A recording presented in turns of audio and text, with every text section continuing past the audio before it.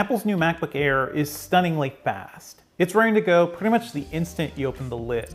It'll load bloated websites faster than any Windows PC we've seen, and it'll even play some games far better than any other ultra portable, and you won't even have fan noise to deal with. And if you need to take a break, don't worry, it's got enough battery life to last you all day. Using the new MacBook Air is like stepping into a world where we can suddenly demand a lot more from our ultra portables. All of this is thanks to Apple's new M1 system on a chip, or SoC. And after building its own chips for iPhones and iPads for the past decade, Apple has proven an important thing. It no longer needs its PCs to have Intel inside. That's no small thing. In 2005, Apple embarked on a massive shift away from PowerPC CPUs that were on Macs to Intel chips. That effectively made Macs not that different from Windows PC hardware-wise. And because of that, they were able to run Boot Camp, which actually let you boot up Windows from within Macs. In 2008, Apple showed off the first MacBook Air, which really ushered in the ultra-portable era, as well as the unibody MacBook Pro. And those are both designs that they're pretty much still running with right now. Everything has been an evolution since then. And it's also set a new standard for what PCs would look like moving forward. But over the last decade, it seemed as if Apple paid less attention to Macs as it focused on the iPhone and iPad. Think about it, what did Mac users really get over the last 10 years? There was the touch bar, which nobody really loves. There was the butterfly keyboard, which feels bad to type on, broke constantly, and Apple took a long time to acknowledge that it was a problem. They even removed the ports from the MacBook Pro kind of early and just gave us USB-C ports in a time where there really weren't that many USB-C accessories. And honestly, the less said about the trash can Mac Pro, the better. So you can think of the M1 as sort of a course correction. Now Apple has a way to fundamentally innovate everything about its Macs right down to the design of its CPU. The harmonious marriage between Apple's own hardware and software has really always been the iPhone and iPad's biggest selling points. Sure, Android offers a lot more variety and customization, but if you want something excessively polished, your best bet is usually Apple.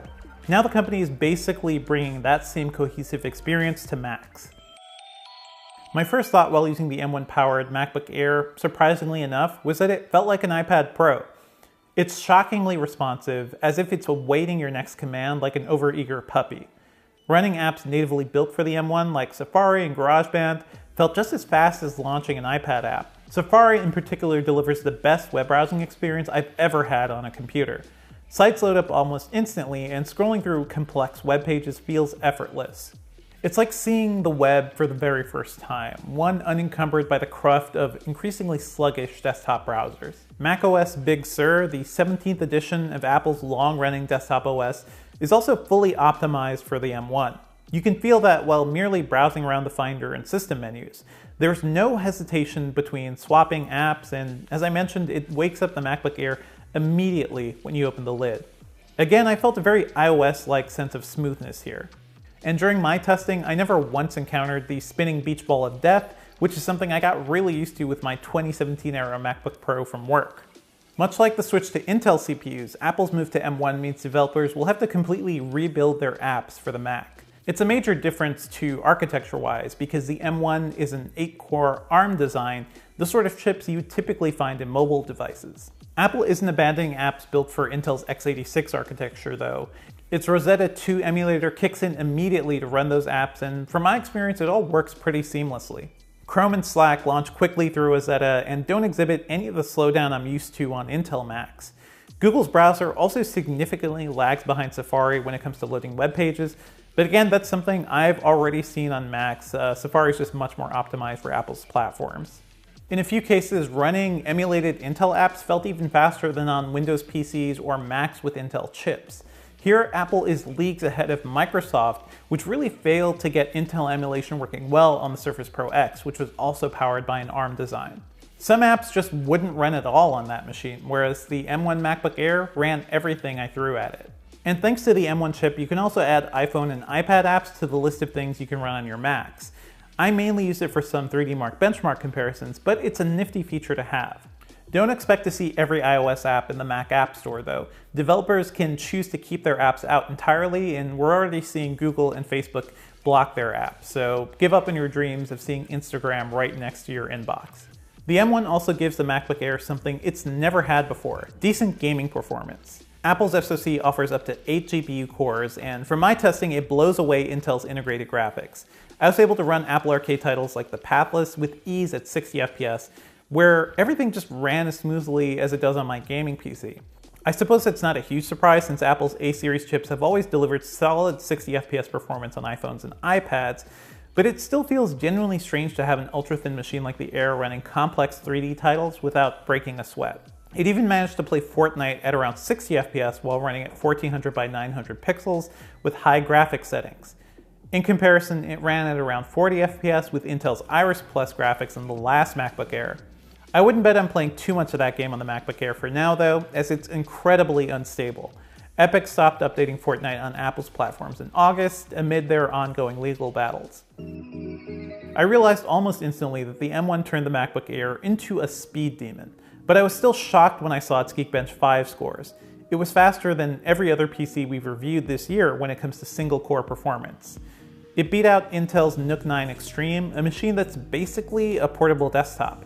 The MacBook Air was only outmatched by some of Intel and AMD's fastest chips, the i7-10875H and the Ryzen 9 4900, on Dell's XPS 17 and Asus's Zephyrus G14, at least when it came to multi-core performance.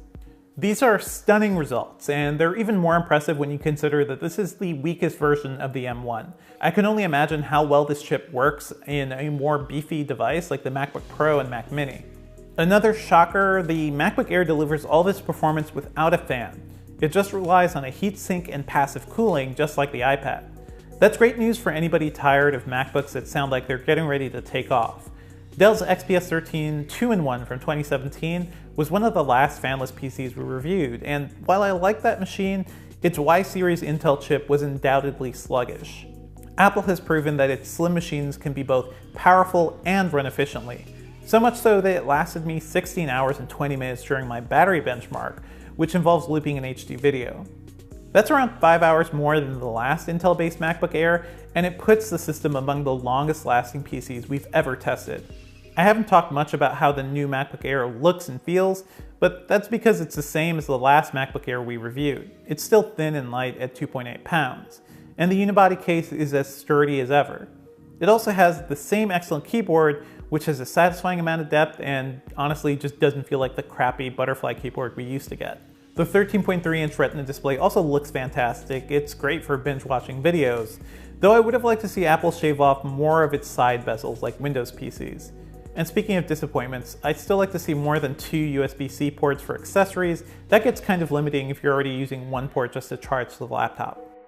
The M1 powered MacBook Air feels like an improvement in every single way, but should you dump your existing system for it right away? That's probably a little more complicated. While it's far faster than the last MacBook Air, that's still a pretty solid machine that'll last you for years. But if you've got a system that's several years old, or you're looking to move over from an aging Windows laptop, the Air is certainly compelling. While it starts at $999, I'd recommend going for the $1249 model, which comes with 512 gigabytes of storage and an 8-core GPU. The base model only has a 7-core GPU. Both models also come with 8 gigabytes of RAM, but you can upgrade to 16 gigabytes for an additional $200. That's worth springing for if you plan to use the Air for serious work. One thing is clear, with the M1 chip, Apple finally has a way to truly differentiate Macs from Windows PCs. Now there's more of a reason to opt for a Mac beyond the slightly different OS and Apple's excellent build quality. The M1 chip makes the MacBook Air pretty much the fastest ultra-portable you can buy today, and I think even Windows superfans will have a hard time denying that. Be sure to check out Engadget.com for the rest of our reviews of Apple's new hardware, check out our PC reviews, and if you dug this video, be sure to like and subscribe.